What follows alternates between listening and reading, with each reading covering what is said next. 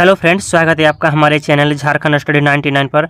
Friends, पिछले video पे मैंने तुलसीदास का काव्य परिचय जो आपके झारखंड पुलिस पर एग्जाम पर या एक्साइज कांस्टेबल के एग्जाम पर रहेंगे उनसे संबंधित एमसीक्यू टेस्ट को करवा चुका हूं।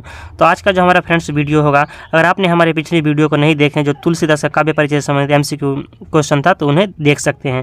तो आज का जो हमारा क्लास होगा संगतकार, जिनके लेखक मंगलेश डबराल हैं, इनसे संबंधित एमसीक्यू टेस्ट को कवर करेंगे। और ये जो फ्रेंड्स आपके जीएसएससी के द्वारा ली जाएगी जो एग्जाम झारखंड पुलिस या एक्साइज कांस्टेबल के एग्जाम हो, उस पर जो आपके एग्जाम पर सवाल पूछे जाएंगे। क्लास 10 के कृति का भाग 2 और क्षितिज भाग 2 पुस्तक से संबंधित आपके सवाल रहेंगे। तो चलिए शुरू करते हैं आज की इस क्लास को। और आज की इस क्लास का हमारा पहला सवाल है कि मंगलेश डबराल का जन्म किस गांव में हुआ था। कवि जो मंगलेश डबराल है, इनका जन्म किस गांव पे हुआ है? तो काफल पानी गांव पे हुआ। Option number B right answer हो जाएगा। मंगलेश डबराल का जन्म काफल पानी गांव पर हुआ है। नेक्स्ट सवाल है, डबराल जी किन किन पत्रिकाओं के संपादक रह चुके हैं? मंगलेश डबराल जो है वह किन किन पत्रिकाओं के संपादक रह चुके हैं? तो पूर्वाग्रह के, अमृत प्रभात और जनसत्ता, तीनों के जो है पत्रिकाओं के संपादक रह चुके हैं मंगलेश डबराल। तीसरा सवाल है, पहाड़ पर लालटेन किस विधा की रचना है? तो पहाड़ पर जो लालटेन है यह जो है कविता संग्रह है। पहाड़ पर लालटेन क्या है? तो एक कविता संग्रह है। चौथा सवाल है, मंगलेश डबराल जी की शिक्षा किस स्थान से हुई है, या मंगलेश डबराल जी जो शिक्षा है किस स्थान से प्राप्त किए हैं? तो देहरादून से जो है वह शिक्षा प्राप्त की हैं। नेक्स्ट सवाल है हमारा, मंगलेश जी जनसत्ता पत्रिका के संपादक का कार्यभार किस वर्ष संभाले हैं? तो 1983 ईस्वी में। कवि जो मंगलेश डबराल है वह जनसत्ता पत्रिका का नाम क्या है? जनसत्ता। तो जनसत्ता पत्रिका जो संपादक का कार्यभार 1983 ईस्वी में संभाले हैं। नेक्स्ट सवाल है, किस रचना के लिए मंगलेश जी को साहित्य अकादमी पुरस्कार से नवाजा गया है? यानी मंगलेश जी को जो है साहित्य अकादमी भी पुरस्कार मिला है, लेकिन किस रचना के लिए मिला है? तो 6 का आंसर हो जाएगा ऑप्शन नंबर सी, हम जो देखते हैं। यह साहित्य रचना है। इन्हीं साहित्य पर जो है मंगलेश जी को साहित्य अकादमी पुरस्कार प्राप्त हुआ है। मंगलेश जी की प्रसिद्धि किस रूप में अधिक हुई है? तो अनुवादक के रूप में। कवि मंगलेश डबराल जी को जो सबसे अधिक जो प्रसिद्धि प्राप्त हुई है तो वह एक अनुवादक के तौर पर प्राप्त हुई, यानी अनुवादक के लिए जाना जाता है। मंगलेश जी की कौन सी विधाओं की रचना अनेक भाषाओं में अनुवादित किए जा चुके हैं? तो कविता। मंगलेश जी की जो कविता है तो उनके कविताओं को जो है कई भाषाओं में अनुवादित किया जा चुका है। 9वां सवाल है, निम्न में से कौन सी रचना यात्रा वृत्तांत है? तो एक बार आयोवा जो है यह एक प्रकार का यात्रा वृत्तांत है। नेक्स्ट सवाल है, संगतकार कविता के माध्यम से कवि क्या बताना चाहते हैं? तो सहायक गायक का महत्व बताना चाहते हैं संगतकार कविता के माध्यम से कवि। नेक्स्ट सवाल है, संगतकार किसे कहा गया है? तो संगतकार कहा गया है मुख्य गायक के साथ देने वाले जो गायक रहते हैं उन्हें संगतकार कहा गया है। नेक्स्ट सवाल है, मुख्य गायक की आवाज़ कैसी थी? तो मुख्य गायक की जो आवाज़ थी चट्टान जैसी भारी थी। मुख्य गायक की आवाज़ कैसी थी? तो चट्टान जैसी भारी थी। अगला सवाल है, किसकी आवाज़ को कमज़ोर एवं कांपती हुई बताया गया है? तो संगतकार की जो आवाज़ है कांपती हुई और कमज़ोर बताया गया है। नेक्स्ट सवाल है हमारा, संगतकार का क्या काम है? तो संगतकार का जो काम है मुख्य गायक की आवाज़ में अपनी आवाज़ मिलाना, यह संगतकार का कार्य है। सवाल है, अंतरा किसे कहते हैं? तो फ्रेंड्स आपको मालूम ही होगा यह बहुत इजी प्रश्न है। फ्रेंड्स अगर आपको जो है वीडियो पसंद आ रहा है फ्रेंड्स तो एक लाइक जरूर कीजिएगा और चैनल पर है तो सब्सक्राइब कीजिएगा।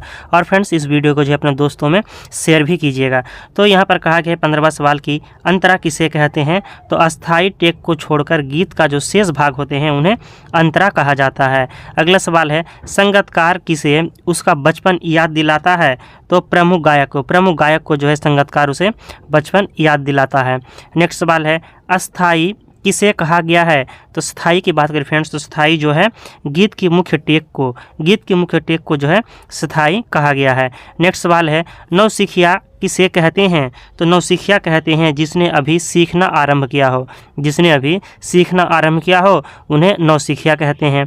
नेक्स्ट सवाल है, तार सप्तक किसे कहा गया है? तो तार सप्तक सरगम के ऊंचे स्वर को कहा गया है। तार सप्तक किसे कहते हैं? सरगम के ऊंचे स्वर को। लेकिन फ्रेंड्स आपको ये भी याद रखना है कि तार सप्तक जो है यह पत्रिका भी था। तार सप्तक क्या था? पत्रिका था।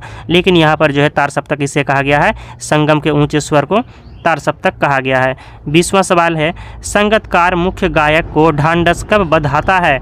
तो संगतकार जो है मुख्य गायक को ढांढस बंधाता है जब उसका राग गिरने लगता है। जब उसका राग गिरने लगता है तो जो संगतकार होते हैं उन्हें ढांढस दिलाते हैं। नेक्स्ट सवाल है, किस कारण से मुख्य गायक की आवाज़ साथ नहीं देती है? तो गला बैठ जाने के कारण। गला बैठ जाने के कारण जो है गायक की आवाज़ उनका साथ नहीं देते हैं। नेक्स्ट सवाल है, मुख्य गायक को यह एहसास कौन दिलाता है कि वह अकेला नहीं है? तो यह जो उसे कौन एहसास दिलाता है? तो वह संगतकार ही उन्हें एहसास दिलाता है कि वह अकेला नहीं है, क्योंकि फ्रेंड्स गायक का जो सहायक होता है तो वह संगतकार ही होता है। नेक्स्ट सवाल है, संगतकार की मुख्य भूमिका क्या होती है? तो मुख्य गायक के स्वर को शक्ति देना। मुख्य गायक के स्वर को शक्ति देना जो है संगतकार की मुख्य भूमिका होती है। मनुष्यता का क्या अर्थ होता है? तो भलाई की भावना। मनुष्यता का जो अर्थ होता है काव्य के अनुसार भलाई की भावना। मनुष्यता का अर्थ हो जाएगा मनुष्य की भावना को, भलाई की भावना को पहचानना। नेक्स्ट सवाल है, कवि संगतकार द्वारा अपने स्वर को मुख्य गायक के स्वर से कम रखने को क्या मानता है? तो वह जो है मनुष्यता मानता है। कवि जो संगतकार है वह अपने द्वारा जो आवाज़ दिए हैं यानी स्वर को जो है मुख्य गायक के स्वर से कम रखने को मनुष्यता मानते हैं, क्योंकि वह उनके संगतकार होते हैं, उनकी सहायता के लिए हैं। नेक्स्ट सवाल है, मुख्य गायक से अधिक ऊंचे स्वर में गाना किसके लक्ष्य के विरुद्ध है? तो संगतकार के लक्ष्य के विरुद्ध है। Option number D right answer हो जाएगा कि मुख्य गायक से जो अगर अधिक ऊंचे स्वर में गाना जो है किसके लक्ष्य के विरुद्ध है? तो संगतकार के लक्ष्य के विरुद्ध है, इसे संगतकार मानते हैं। किसके आवाज़ में हिचक सुनाई देती है? तो संगतकार के आवाज़ में जो है हिचक सुनाई देती है। नेक्स्ट सवाल है, प्रेरणा साथ छोड़ती हुई उत्साह अस्त होता हुआ पंक्ति में निहित अलंकार बताइए। इसमें कौन सा अलंकार है? तो मानवीकरण अलंकार है। Option number A right answer हो जाएगा मानवीकरण। नेक्स्ट सवाल है, अनहद का कविता के संदर्भ में क्या अर्थ हो जाएगा? तो अनहद का अर्थ हो जाएगा असीम मस्ती। अनहद का क्या अर्थ हो जाएगा? असीम मस्ती। नेक्स्ट सवाल है फ्रेंड्स, और आज की इस क्लास का हमारा अंतिम सवाल, संगतकार कविता के कवि का नाम क्या है? तो मंगलेश डबराल है। संगतकार कविता के कवि का नाम मंगलेश डबराल है। फ्रेंड्स आज का वीडियो कहीं पर समाप्त करें। अगर आपको आज का वीडियो पसंद आए तो इन्हें लाइक जरूर कीजिएगा और अपने दोस्तों में शेयर भी कीजिएगा। तो मिलते हैं नेक्स्ट वीडियो को लेकर बहुत जल्द। जय हिंद।